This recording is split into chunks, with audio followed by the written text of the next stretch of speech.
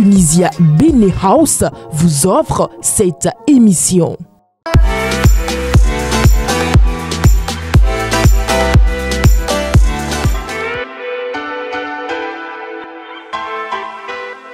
Vous venez de nous rejoindre sur Guérit TV Monde. Bonjour et bienvenue dans votre émission Le Meilleur Réveil. Hier, mercredi 12 juin 2025, le Conseil des ministres est d'avis qu'à l'avenir, les maires procèdent au tirage au sort de 3 noms dans la base de données des SE et choisissent parmi ceux-ci, séance tenante, un pour servir en qualité de secrétaire exécutif.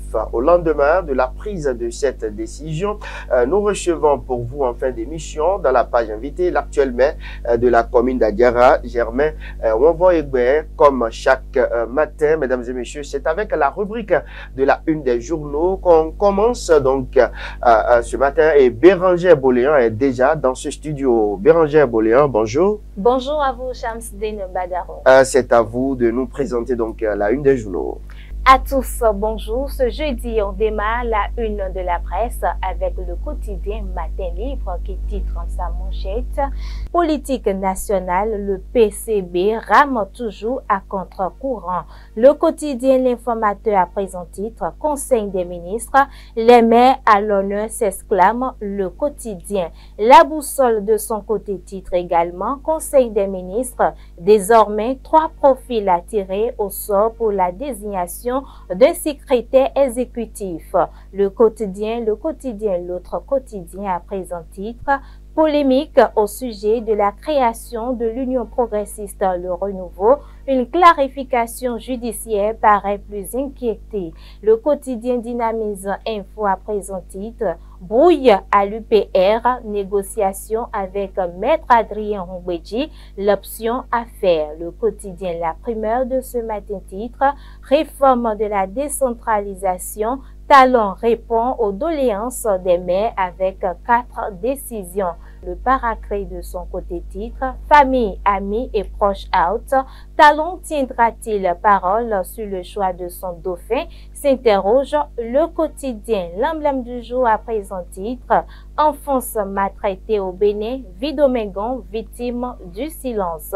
Fraternité de son côté titre « Ligue Pro 2024-2025, Dadje FC sacré champion pour la première fois, 18e club au sommet du Bénin ». La Nation a pris en titre « Décentralisation des innovations dans la réforme ». Le quotidien Les 4 vérités pour terminer titre « Réforme structurelle du secteur de la décentralisation au Bénin, un nouveau mode de désignation des secrétaires exécutifs annoncé ». C'est tout pour ce matin, Chamsdine Badaro.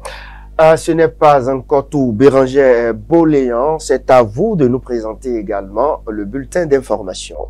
Dans une vision de consolidation des réformes engagées depuis 2016, le chef de l'État, Patrice Talon, a présidé un séminaire à la salle du peuple au palais de la Marina le vendredi 13 juin 2025. Au cœur de cette rencontre ayant réuni les préfets des 12 départements, les maires des 77 communes et leurs adjoints, les secrétaires exécutifs des mairies ainsi que les représentants de l'Association nationale des communes du Bénin ANCB, l'examen des perspectives de la réforme de la décentralisation afin d'optimiser et de moderniser l'action publique tant au niveau central que local. Au micro d'une équipe de la rédaction, quelques élus communaux ont apprécié cette initiative. Ils sont interrogés par Fauzia Sefou et Patrice Ayronton. La rencontre d'abord c'est pour voir comment est-ce que les réformes qu'il y avait eu au niveau de la collectivité locale, comment est-ce que cela a évolué. En quelque sorte un bilan à mi-parcours. C'est cela. Et vous l'avez suivi le jour-là, il a bien dit que c'était une rencontre qui devait avoir lieu depuis un bon moment. Et vous l'avez bien aussi suivi qu'il a dit que c'est pour la première fois qu'une telle rencontre s'organise au plus haut niveau de l'État avec le président et les ministres et toutes les institutions présentes. Donc c'est une initiative que tout le monde a louée d'ailleurs. Surtout les maires et autres, ils ont tous apprécié cela parce que ça leur a permis de dire les difficultés tout ce qu'ils ont eu à rencontrer au cours de l'exercice, juste après la révision, c'est-à-dire le nouveau code qui s'impose aux collectivités locales. C'est un peu ça ce qui s'est passé. Je vous assure qu'aujourd'hui, chacun a son couloir. Le code nous a permis, ce nouveau code, c'est-à-dire ça nous a permis à chaque élu de savoir, d'avoir c'est-à-dire un chemin. Chacun a son couloir et tu ne dois pas quitter ton couloir pour aller ailleurs. Et sans vous mentir, nous sommes en train de finir notre mandat. Sans vous mentir, moi, je crois que ça s'est bien passé. J'ai participé et pour ma part, je pense que c'est une bonne chose. C'est une bonne chose que le président de la République ait pu organiser ce séminaire. Un séminaire qui a pour objectif de savoir exactement qu'est-ce qu'il en est par rapport aux réformes. Cette réforme, au début, dans les mairies, ça peinait un peu pour prendre l'envol. Mais avec le temps, le chef, entre-temps, nous a rappelé encore pour nous expliquer les contours de cette réforme, où il estimait qu'il y avait trop de mains politiques dans les communes. Il a convoqué ce séminaire pour faire l'état des lieux. Parce qu'en toute chose, dans la vie, il faut savoir s'arrêter, faire le bilan. Parfois, même séance tenante, il indexait les ministres en charge pour prendre les doléances et aller directement là-dessus. C'était très émouvant, contre tout attendre. Nous avons entendu le chef de l'État nous dire qu'il ne sait pas encore s'il aura l'occasion de nous voir réunis encore tous ensemble ici, et maire, et SE, et ministre. Il ne sait pas avant de quitter le pouvoir. C'était très émouvant, ça nous a touchés. C'est une bonne démarche que je vois à l'envers du chef de l'État. Parce que c'est une réforme nouvellement mise en place dans notre pays. Et on sait comment la commune se gérait. Et ça se gère mal. Et nous, on a été élus en 2020. Et on a exercé pendant 2 ans. C'est 2 ans après qu'on a amené cette réforme. On a un SE maintenant qui est le donateur du budget, avec les techniciens, avec tous les directeurs qui l'entourent. Et de notre part, il y a le maire avec les adjoints et les présidents des commissions qui sont les conseillers de supervision. Et maintenant, aujourd'hui, les deux doivent travailler tous ensemble. C'est une bonne chose pour cette réforme parce qu'on a séparé la technicité de la commune et la politique, l'administration, je veux dire, et la politique à part. Moi, je ne veux pas dire qu'il y a échec, parce que déjà nous sommes dans les débuts des réformes. Les débuts, tout de début, il y a toujours des petits boubous. Et maintenant, comme le séminaire est arrivé maintenant, chaque maire a donné ses lacunes, ses problèmes qu'il a dans chaque commune. La SE aussi va donner ce qu'il a comme selon les règles qu'a été dit, la ligne qu'on l'a donnée. Ouais, maintenant, et ensemble, maintenant, bon, le chef de l'État va prendre notre, comme il a dit, il a pris une autre qui vont essayer de corriger. Et je pense que c'est une bonne chose pour que cette réforme puisse durer. J'aimerais demander à l'État central d'essayer de donner le vrai pouvoir de supervision de tout là à la SE, c'est-à-dire que puisse savoir que moi, le chef, celui qui dirige cette commune, c'est le maire. Les élus de la cité des Kobourou n'ont pas manqué de se prononcer sur cette rencontre de réflexion. Suivons-les au micro de Anselme Orisha et Modeste Adanzetor. Moi, je n'ai pas vu d'inconvénient dans tout ce qu'il a dit. Parce que notre constitution dit un mandat renouvelable. Il a eu la chance, le peuple béninois l'a fait confiance, on a renouvelé le second mandat. Donc, je ne vois pas qu'est-ce qu'il y a étonnant dans ça. Même en dehors de la constitution que je viens d'énumérer tout à l'heure, c'est un homme de parole. Ça devrait être comme ça. Et c'est ça qu'il a dit. Donc moi, je suis rassuré qu'en 2026, il va passer la main à quelqu'un.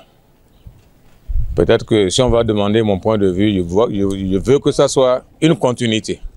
Mais pas avec lui. Bon, vous savez, on ne peut pas interdire à quelqu'un de rêver. C'est leur souhait. Mais ce n'est pas ça. On s'est assis, le peuple s'est assis. Quand on dit on s'est assis, le peuple s'est assis et a donné des bases. Et c'est sur ces bases-là, les prédécesseurs à lui, chacun fait ce qu'il peut faire et il a relayé ainsi de suite lui-même la même chose. Quelqu'un d'autre va aussi venir et continuer. Ce que nous souhaitons, c'est que la personne qui va venir doit continuer dans ce qu'il a fait. Mon souhait, moi, c'est que ce soit quelqu'un de son bord pour continuer ce qui reste à faire. Nous sommes conscients que beaucoup de choses se sont faites. Mais il faut qu'il respecte la Constitution. Et il a dit, oui, il faut un peu partout. Ce n'est pas la première fois qu'il l'a prononcé. Donc moi, j'ai confiance. C'est un homme de parole. En 2026, il va quitter et donner le pouvoir à quelqu'un d'autre. La déclaration du chef d'État ne devait pas être une surprise pour quelqu'un. Le chef d'État, c'est un héritier du pouvoir. Et non seulement ça, que vous allez comprendre que le feu général Kérékou avait dit, lorsque tu ne laisses pas le pouvoir te laisse. Mais si je dis c'est un héritier du pouvoir, c'est parce qu'il a su que le Bénin a déjà adopté dans sa constitution que, quel que soit le peuple qui te soutient, tu dois faire 2 mandats. Mais il a eu la chance d'avoir les 2 mandats. Nous savons tous au Bénin ce que les gens ont dit. Il ne pourra pas finir. Il est malade, il est là, il va... Donc aujourd'hui, vous allez comprendre que le chef d'État a respecté la constitution béninoise. Il est béninois. Et toutefois, il le dit, après mon mandat, je serai un citoyen béninois. Et je respecterai tout chef d'État qui serait élu. Donc ça là ne devrait pas être une surprise pour quelqu'un. Il est constitutionnaliste. Donc il ne peut pas être anticonstitutionnaliste. Donc ça dit, c'est une obligation pour lui de faire cette déclaration.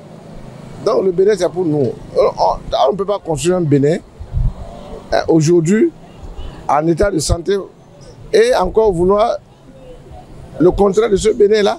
Donc ça là c'est pas une surprise pour nous. Donc nous savons que le chef d'État va laisser, c'est quelqu'un qui a la parole donnée. Nous savons que nous, avec notre leader, le président de la République, le père de la nation, doit être certifié de cette déclaration. C'est la décision du peuple. Donc il doit respecter la décision du peuple. Cette décision-là, c'est la constitution béninoise. Donc ça là, tous ceux qui ne croient pas aujourd'hui, dans peu de temps sauront qu'effectivement, là il va nous orienter, c'est là où nous devons aller encore. Parce que nous devons suivre quelqu'un qui a respecté la décision du peuple et il doit orienter encore pour sa succession quelqu'un qui va représenter tout ce peuple-là. Donc ça là, c'est pas... Moi, je n'ai pas de doute et j'exhorte tous ceux-là à croire que le chef d'État ne serait pas anticonstitutionnel.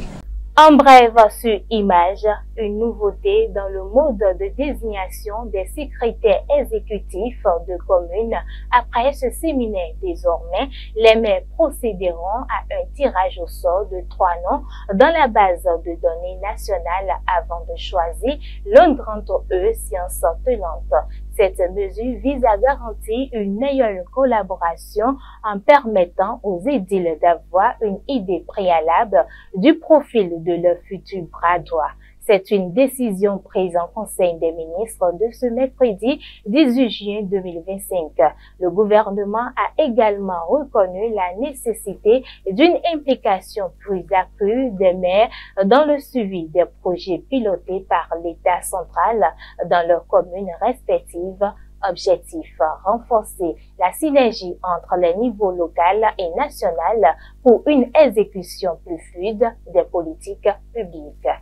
Dans la matinée de ce mercredi 18 juin 2025, les habitants du quartier Al-Barika, situé dans le 1er arrondissement de Parakou, ont fait une découverte macabre. Le corps sans vie d'un homme présumé de nationalité nigérienne a été retrouvé derrière une boutique non loin de la gare routière de la CNCB à Parakou. Si les circonstances exactes de ce décès ne sont pas encore élucidées, certains témoignages indiquent que le défunt souffrait de troubles de santé, notamment mentaux, bien avant sa mort. La police républicaine, accompagnée d'un agent de santé, s'est rendue sur les lieux pour le constat d'usage. Suivez à travers cet élément réalisé par Anselmo Richard et Modeste Adanzetan les explications du chef du quartier Al-Barika, Gamiou Alain Di. Le corps sans vie d'un homme âgé d'environ 50 ans a été découvert par les populations du quartier Al-Barika dans le premier arrondissement de Parakou ce mercredi 18 juin 2025.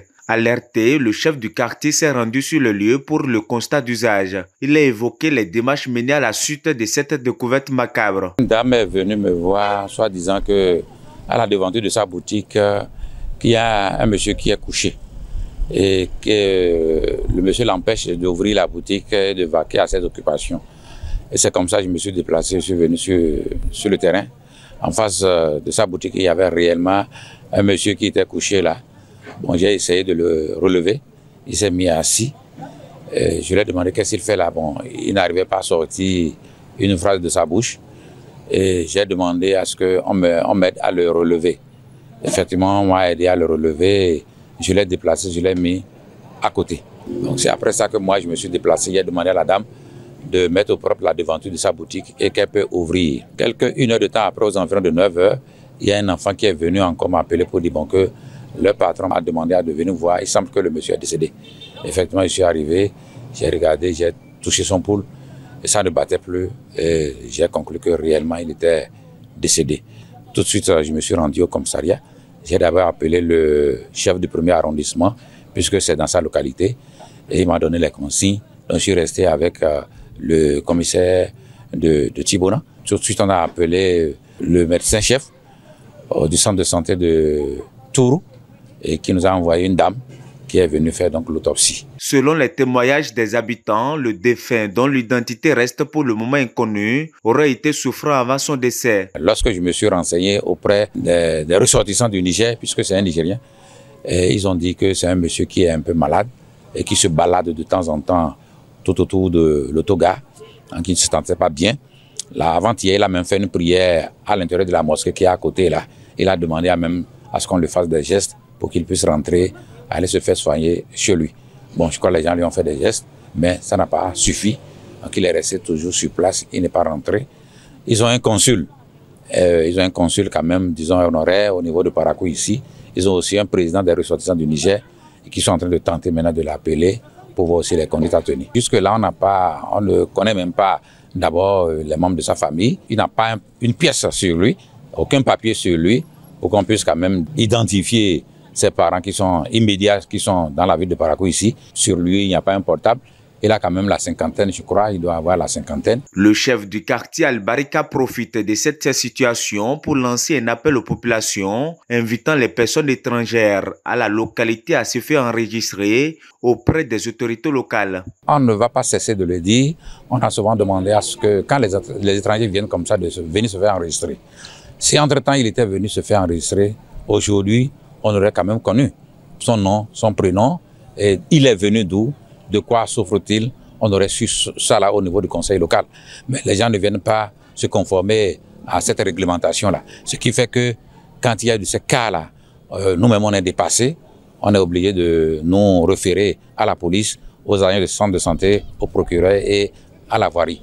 Donc j'en appelle encore à ce sens de responsabilité, que ce soit des Béninois, que ce soit des étrangers.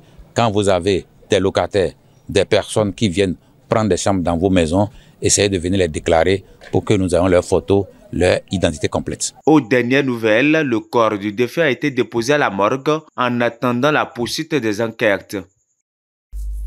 Autre brève, depuis plusieurs semaines, la population du village de Dena, situé dans le premier arrondissement de Djougou, département de la Donga, vit sous la menace constante de 3 éléphants en divagation.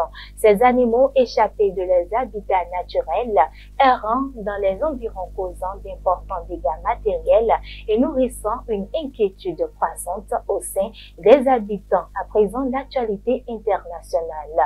En République démocratique démocratique du Congo, mesdames et messieurs, le ministre de la Justice, Constant Mutamba, a officialisé, j'y arrive, sa démission ce mercredi 18 juin 2025. Poursuivi dans une affaire de détournement de deniers publics, il avait rencontré la veille le président Félix Tshisekedi qui ne se serait pas opposé à son départ pour permettre à l'ancien grade des Sceaux de faire face à la justice. Une démission attendue, voire inévitable. Fawzia Sefou pour les détails. Cet effectif Bérangère Boléan, selon la constitution congolaise, un ministre mis en cause ne peut se maintenir en fonction une fois les poursuites autorisées par l'Assemblée nationale, ce qui fut le cas dimanche 15 juin 2025 au soir en RDC. Constant Mutamba n'avait donc d'autre choix que de se retirer. Dans une lettre adressée non sans regret au président Félix Tshisekedi, l'ex-ministre dénonce un complot politique visiblement conçu à Kigali et exécuté par certains de ses compatriotes, selon ses propres thèmes. Nous restons toujours en RDC pour parler des conflits dans l'est du pays. Les experts congolais et rwandais s'entendent sur un accord préliminaire de paix. Réunis à Washington mercredi 18 juin 2025, les experts congolais et rwandais ont paraphé un document préparatoire à un accord de paix sous l'égide des États-Unis. Un pas important qui doit désormais être validé par les ministres des Affaires étrangères des deux pays. Leur signature est attendue le 27 juin prochain, avant une possible rencontre au sommet en juillet, en présence du président américain Donald Trump. Parmi celles-ci figurent le respect de l'intégrité territoriale et l'interdiction des hostilités, le désengagement, désarmement et l'intégration conditionnelle des groupes armés non étatiques ou encore la création d'un cadre d'intégration économique régionale. Rendons-nous à présent en Guinée-Bissau, bras de fer autour du recensement électoral. En Guinée-Bissau, à 4 mois du scrutin présidentiel et législatif prévu le 23 novembre 2025, les agents en charge de la révision des listes électorales refusent de transmettre les données nécessaires à la Commission nationale des élections pour organiser le vote. Ils réclament des salaires impayés, tout comme la semaine dernière, les fonctionnaires qui ont bloqué hôpitaux et écoles pendant une semaine. Un nouveau blocage qui fait planer le doute sur la tenue des élections présidentielles législatives prévues pour le 23 novembre. Au Sénégal, l'ancien chef de cabinet de Macky Sall est poursuivi pour offense au chef de l'État. Une nouvelle inculpation pour offense au chef de l'État, délit passif jusqu'à 3 ans de prison au Sénégal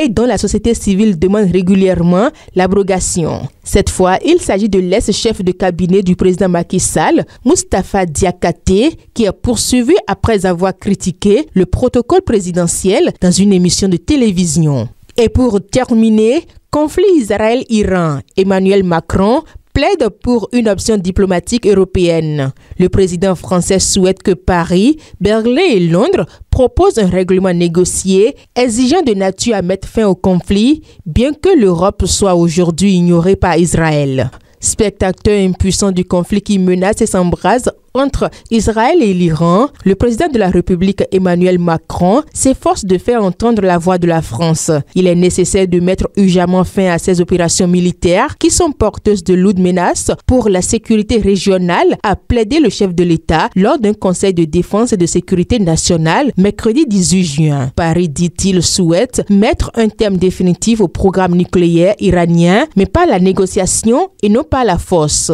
Une option diplomatique de plus en plus chimérique à mesure que la guerre s'intensifie.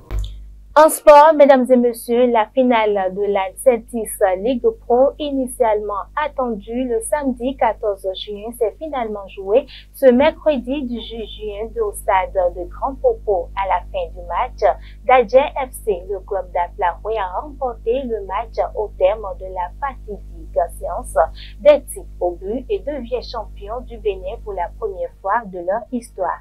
Dadje FC met ainsi fin à l'hégémonie de Coton FC, triple tenant du titre. L'exploit est d'autant plus fort que le club décroche dans la foulée son billet pour la Ligue des champions de la CAF, une grande première qui ouvre des perspectives inédites. C'est tout pour notre intervention de ce matin dans votre émission Le meilleur réveil, Shamsidine Badaro. Affirmatif, Bérangère Boléan, nous vous souhaitons une excellente journée de travail et sans transition, mesdames et messieurs, je vous invite à suivre la météo du jour.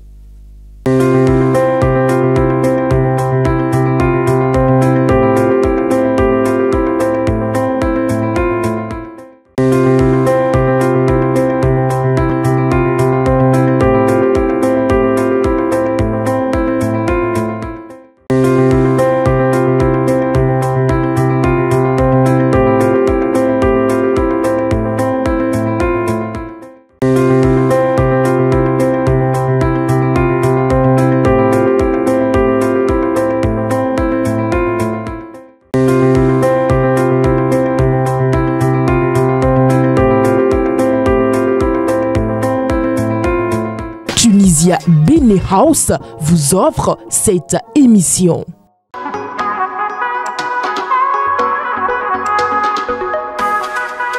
C'est cette virgule qui annonce donc le brief culturel. Le festival Gospel des Collines revient pour sa 4e édition. L'événement se tiendra les 28 et 29 juin 2025 à Dassa-Zouma sur l'esplanade de la Maison du Peuple à Bakokou. Pendant 2 jours, fidèles et curieux sont attendus autour d'un programme centré sur la musique gospel. Des concerts, du théâtre et des animations spirituelles sont prévus avec la participation de chorales issues de différentes confessions religieuses, catholiques, protestantes, évangéliques et christianisme céleste. Vous, les passionnés du gospel, le rendez-vous est donc à prendre. Vous prenez donc le rendez-vous, j'allais dire, pour les 28 et 29 juin sur l'esplanade du Peuple à Dassa-Zouma à partir de 16h. La pub. Vous avez un produit ou une marque à promouvoir, un événement à médiatiser, une annonce importante à faire diffuser pour le public béninois et même à l'international. Le groupe de presse La Guérite, à travers sa web télévision Guérite TV Monde, sa web radio Guérite Radio et son journal La Guérite est votre interlocuteur valable. Pas notre savoir-faire, notre audience grandissante et notre présence constante sur le terrain ainsi que sur des plateformes digitales, donnez de l'écho à vos activités pour l'atteinte de vos objectifs. Reportages, comptes rendus, publi-reportages, spots publicitaires, magazines, interviews, bandes défilantes sont entre autres offres du large éventail que nous vous proposons pour une communication percutante et efficiente. À vous donc de jouer en nous contactant dès maintenant par appel direct et par WhatsApp au plus 229 01 97 26 26 111. Le groupe de presse La Guérite, c'est la garantie d'atteindre vos cibles.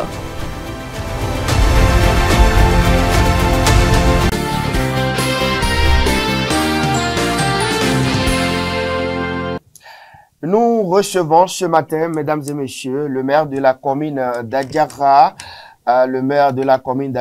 qui répond donc au nom de Germain Wombo-Egbe. Monsieur le maire, bonjour. Bonjour, chers éminents journalistes. Merci d'avoir accepté de nous parler au téléphone. Pour le plaisir pour moi. Monsieur le maire de la commune d'Adiara, le chef de l'État, Patrice Talon, a réuni les 77 maires, les secrétaires exécutifs et préfets à la présidence il y a de cela quelques jours. L'objectif est d'évaluer au cours de ce séminaire la réforme dans le secteur de la décentralisation. Vous y étiez sans doute, monsieur le maire. Absolument. Alors, dites-nous en quoi cette rencontre était-elle nécessaire? Merci beaucoup, chers journalistes. Je crois que vous l'avez suivi. Nous avons été toutes les 77 communes à travers les maires, les premiers agents maires, les deuxièmes, à travers aussi les agents maires et les secrétaires exécutifs ont été invités par le chef de l'État. pour échanger sur les réformes, les courageuses réformes qui ont été initiées. Ça fait un moment. Donc, nous avons participé à cette séance, à cette réunion très importante, capitale, pour examiner depuis fort longtemps, depuis que les réformes ont été injectées dans les communes, pour examiner combien de fois ces réformes étaient très importantes. Donc selon vous, c'était vraiment une rencontre importante, hein? Ça vaut la peine. Je vous le dis, c'est une rencontre très capitale, dans la mesure où vous savez que nous sommes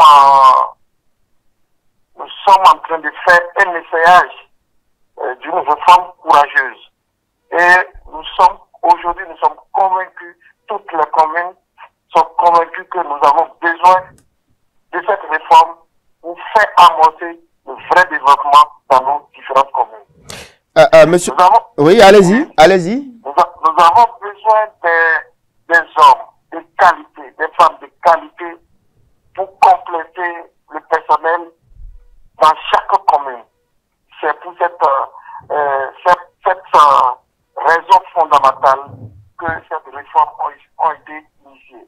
Deuxième chose, nous avons le gouvernement, à travers le chef de l'État, a compris que c'est très important de séparer dans les communes le pouvoir politique et le pouvoir administratif. D'où l'initiative d'insérer dans le personnel, dans l'administration, les SE dans une question. Donc nous en avons besoin. Nous en avons besoin. Monsieur le maire, comment êtes-vous senti au thème du dit séminaire? Pardon? Comment êtes-vous senti au thème du dit séminaire? C'est-à-dire après la rencontre, quels ont été vos sentiments? Après la rencontre, je suis très content dans la mesure où j'ai compris que le chef de l'État est à l'écoute des maires, à l'écoute de l'administration, à l'écoute de sa population, d'où l'initiative de cette réunion. Très capitale, très importante, pour faire le point afin d'amorcer la seconde phase. Peut-on désormais dire, monsieur le maire, qu'entre maire et SE, c'est la bonne collaboration retrouvée et que toute difficulté que connaisse cette réforme est donc désormais levée? Tout à fait. Vous savez, c'est pas facile de gérer un ensemble de personnel, Et c'est pas d'ailleurs facile de rester ensemble dans la famille personnelle et puis encore dans des familles d'horizons différents. Vous savez, donc dans toutes les communes, il y a des petits problèmes. On en a parlé, on en a discuté longuement, vous savez, mais la cohésion y est. Les réformes sont très importantes et courageuses. Et nous avons, ensemble, toutes les communes, souhaité que ces réformes continuent pour un bon office, un bon avenir pour toutes nos communes.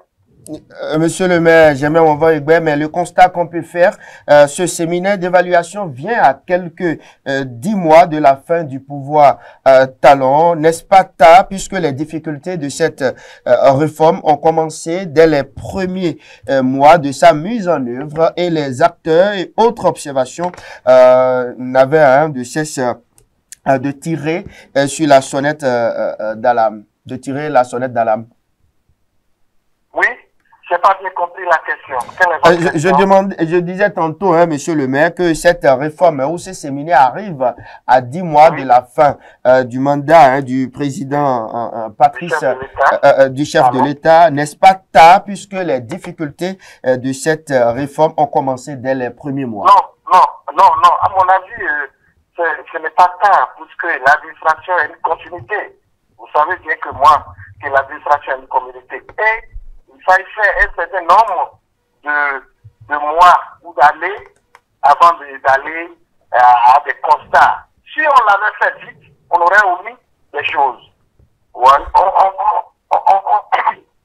ne saurait pas appréhender tous les aspects de cette réforme. Actuellement, c'est pourquoi le chef de l'État, le gouvernement certainement attendu un certain nombre d'années avant de convoquer cette séance, cette réunion très importante qui montre tous les aspects, nous avons fait tous les aspects de cette réforme à travers les communes. Donc, c'est le moment important, c'est le moment qu'il faut, et le chef de l'État l'a convoqué, a su le convoquer, et c'était très bien. Désormais, vous avez la possibilité de tirer au sort 3 secrétaires exécutifs et d'en choisir un parmi les 3 séances tenantes. Le Conseil des ministres d'hier, mercredi 18 juin 2025, est revenu là-dessus. En quoi ceci peut donc contribuer, à la méthode antérieure où vous tiriez au sort seulement un seul SE qui est celui de la commune? Merci beaucoup. C'est pourquoi j'avais dit, le chef de l'État est à l'écoute à l'écoute de sa population, à l'écoute des mandants. C'est vrai qu'au cours des débats, il a été manifesté que dans le passé, vous savez, quand une fois que les personnes concernées, c'est-à-dire les secrétaires exécutifs, sont dans la base, vous allez vous tirer le secrétaire exécutif pour votre commune. Maintenant, les collègues ont manifesté le désir de laisser le choix au maire, de prendre celui ou celle qui sera destiné à conduire les actions administratives dans la commune, la politique administrative dans la commune. Donc, aujourd'hui, nous avons le choix, nous l'avons exprimé, le chef de l'État nous a convaincus que je vous le concède parce que c'est votre choix, c'est la gestion à la base. Donc, aujourd'hui, pour choisir, comme vous l'avez dit, pour choisir le secrétaire exécutif, nous avons le choix nous avons la possibilité de faire 3 choix. Et parmi les 3 choix, nous choisissons celui ou celle qui sera destiné à conduire les actions politiques, administratives dans la commune. Donc, c'était une revendication ou une suggestion au chef de l'État au cours de ce séminaire? C'est pas une revendication, c'est dans l'ensemble, au cours des débats, nous avons suggéré que, parce que, il s'est fait que, au fait, je vous explique, il s'est fait que, dans le passé, lorsque vous tirez le secrétaire exécutif, et que, au cours du mandat du secrétaire exécutif, il y a des problèmes, il y a des manquements, où il y a des situations conflictuelles, et que le secrétaire exécutif est révoqué, la commune, pendant un bon moment, souffre de la conduite des affaires courantes. Vous voyez? Donc cette dynamique a permis, nous avons demandé au chef de l'État, nous avons estimé que de nous donner le choix, au moins, de nous donner la possibilité de faire 3 choix, par exemple. Ça veut dire quoi? Lorsque vous faites les 3 choix et que, en temps, il y a un problème que le secrétaire exécutif est révoqué, vous avez la possibilité de reprendre le deuxième en même temps ou d'aller dans le troisième en même temps. Donc, les 3 possibilités donnent rapidement une bonne conduite de la suite des événements dans la commune. Donc, c'est un acquis favorable et le chef de l'État que c'est bon. Et du coup, il Il a su faire et très rapidement, il a agi. Hein? Il a agi très rapidement. C'est pourquoi j'ai dit il est à l'écoute de la population, il est à l'écoute des maires, il est à l'écoute de l'administration locale. En Conseil des ministres, on dit qu'on n'exclut pas la nomination prochaine de délégués de contrôle financier dans les mairies. Ça pourrait corriger aussi quelque chose, vous pensez? Oui, oui. Il y a certaines communes qui ont ce besoin très important, qui ont ce besoin très capital, qui souffrent de ce besoin. Et du coup, nous l'avons également exprimé au chef de l'État. Et cela cause, et cela engendre une lenteur administrative au niveau des communes. Donc, nous l'avons exprimé au chef de l'État. Si on peut corriger cet état de choses, ça pourra permettre aux communes d'avancer convenablement. C'est pourquoi vous l'avez su dire. Donc, le chef de l'État a pris en compte notre doléance et aller à la satisfaction de notre doléance. D'où cette nouvelle donne. Cette nouvelle donne. Monsieur le maire d'Adiara, à l'évaluation, 3 ans après la mise en œuvre de la réforme, le chef de l'État, Patrice Talon, avait-il vu juste en décidant au niveau de nos communes de séparer la gestion politique de la gestion technique? Oui, absolument. Allez-y. Oui, j'ai pas bien compris. Je demandais, en décidant depuis 3 ans par rapport à cette réforme dans le domaine de la décentralisation, en séparant donc la gestion politique de la gestion technique, je demandais justement si le président Patrice Talon avait-il vu juste. Avait-il vu juste? Ah oui. Je n'attendais pas très bien. C'est bon, je reprends la question pour vous, ça peut aller. Non, j'ai bien compris. J'ai compris maintenant. Le chef de l'État et son gouvernement ont fait une étude très précise du passé et ont constaté que le poids de la politique agit sur l'avancement des choses dans la commune. Du coup, il a vu et il a séparé les pouvoirs. Actuellement, le pouvoir politique est dans la main des maires et des adjoints et de l'exécutif, et le pouvoir administratif, comme on l'a dit, administratif ou exécutif, est dans la main des secrétaires exécutifs. C'est une séparation de pouvoir pour que les choses puissent avancer convenablement et sans. Vous avez les SE qui sont envoyés dans les communes ne sont pas de nos communes. Ils ne connaissent rien. Donc, ils ne peuvent pas agir sur le poids politique, sur les données politiques pour gérer la commune. Ils prennent des décisions administratives pour la bonne conduite de la commune. Donc, l'intérêt de la commune y est, et du coup, c'est une bonne chose. C'est une bonne chose. Pour finir, monsieur le maire, j'aimerais m'envoyer comment avez-vous personnellement reçu, disons, l'adieu de Patrice Talon à l'assistance ce 13 juin 2025, quand il disait que c'est probablement la dernière séance qu'il aurait avec vous, avec regret? Moi, je ne dirais pas la dernière séance, puisque c'est le père de la nation, c'est notre papa.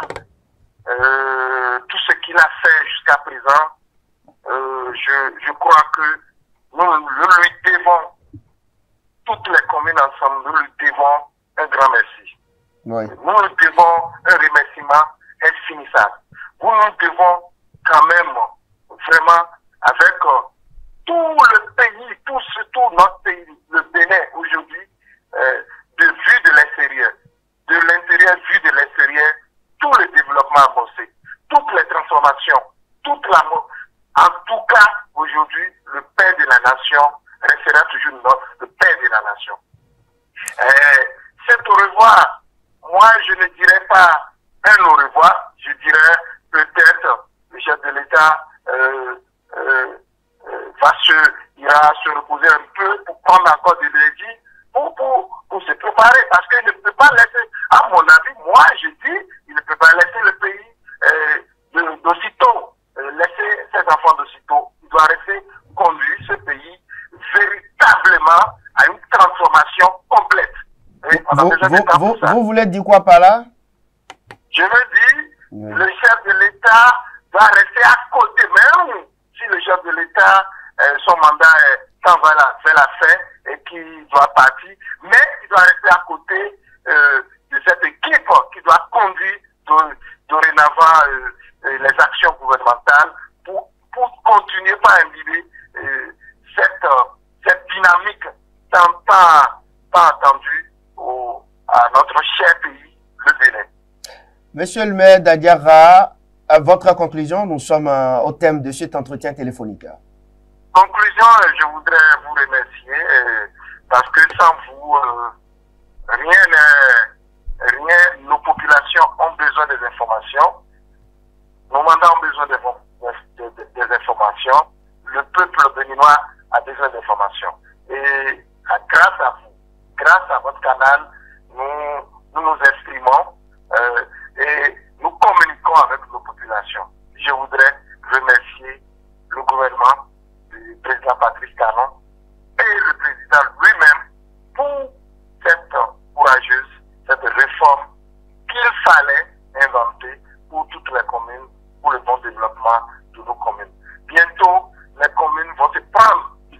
Bientôt, les communes, nous sommes en train de faire un apprentissage et bientôt les communes elles-mêmes vont se prendre en charge pour leur propre développement. Donc, franchement, moi je dis, courage au chef de l'État, ça doit continuer. Courage au chef de l'État et ça doit continuer. Ce sont là les derniers mots donc de notre invité Germain Wanvo-Egbe, l'actuel maire de la commune d'Adiara dans cet entretien téléphonique. Merci donc à vous, monsieur le maire, et à très bientôt sur Guérita TV Monde, si Dieu le veut. Merci beaucoup, à la prochaine. Oui, à la prochaine. Voilà, retour dans ce studio. Mesdames et messieurs, la suite de votre émission, Le Meilleur Réveil, c'est juste après la pause publicitaire.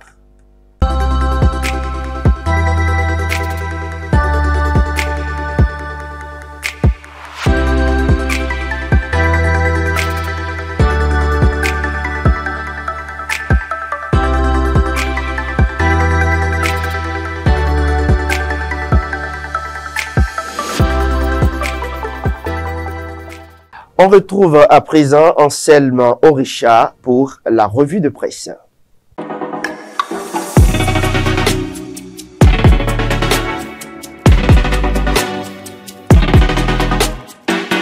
Amis de la revue de presse, mesdames, messieurs, bonjour. Les journaux rapportent en majorité ce jeudi les grandes décisions du Conseil des ministres. La Nation, les 4 vérités, la Boussole, Dynamis Info, la Primaire, l'autre quotidien, Fraternité, l'Informateur et bien d'autres quotidiens informent que de nouvelles innovations ont été introduites dans la réforme structurelle de la décentralisation. Pour améliorer la gouvernance locale, le Conseil a décidé que les maires devront désormais procéder au tirage au sort de 3 noms dans la base de données et choisis parmi ceux-ci, séance tenante, un pour servir en qualité de secrétaire exécutif. Cette mesure, selon le gouvernement, vise à garantir la transparence et l'impartialité dans la désignation de ses responsables, font savoir les publications. Cette décision, prise en Conseil des ministres, est issue des conclusions du séminaire national sur la réforme de la décentralisation, tenu le 13 juin à l'initiative du président Patrice Talon. Nouveau mode de désignation des SE, un droit de regard concédé aux maires, écrit Fraternité. Par ailleurs, le gouvernement a exprimé sa volonté d'impliquer davantage les élus locaux dans l'exécution et le suivi des projets et programmes nationaux réalisés dans leur commune.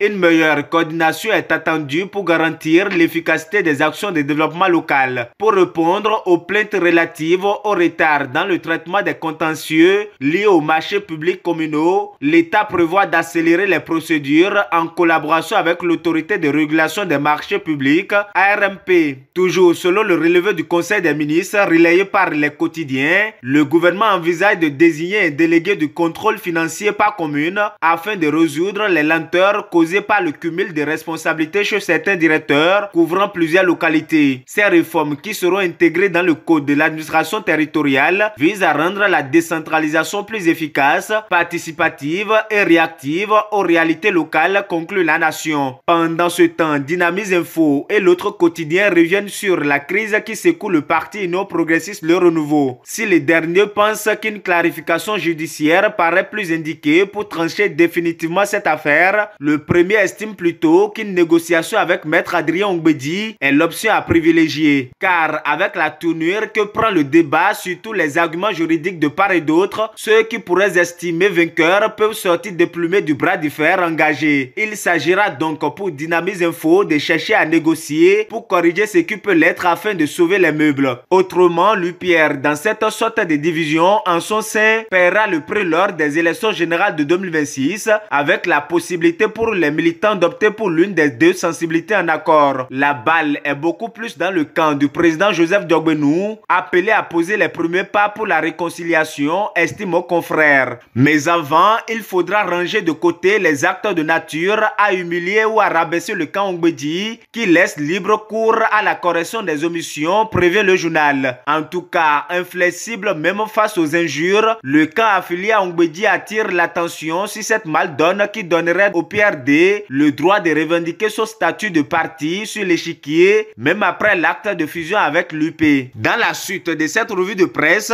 Matin Libre s'intéresse à la stratégie politique du Parti communiste du Bénin. Alors que l'opposition cherche sa voie pour peser dans la balance en 2026, face à la machine continuité mise en branle par les partis siamois, UPR et Bière, et faute d'une loi électorale taillée à leur mesure, Philippe Noudianoumé trouve que c'est le moment de rappeler les péchés du régime Yahi. La dernière sortie du premier secrétaire du PCB, qui pourtant se réclame de l'opposition au régime de la rupture, est une diatribe contre le parti d'opposition Les Démocrates et plus encore contre son président, l'ancien chef d'État Boni Yahi. Alors contre la révolution marxiste-léniniste, contre la conférence nationale des forces vives de la nation de février 1990, contre Nicéphore Soglo, contre Kérékou, contre Boni Yahi, contre Patrice Talon, mais que propose le Parti communiste du Bénin et de quels moyens dispose-t-il pour y arriver, cherche à savoir le journal c'est-à-dire Matin Libre. En tout cas là-dessus, pas grande chose à dire, souligne Matin Libre. En sport, l'emblème du jour, Matin Libre, Fraternité, la Nation et les 4 vérités nous renseigne qu'à l'issue de la finale de la Ligue Pro Celtics, saison 2025,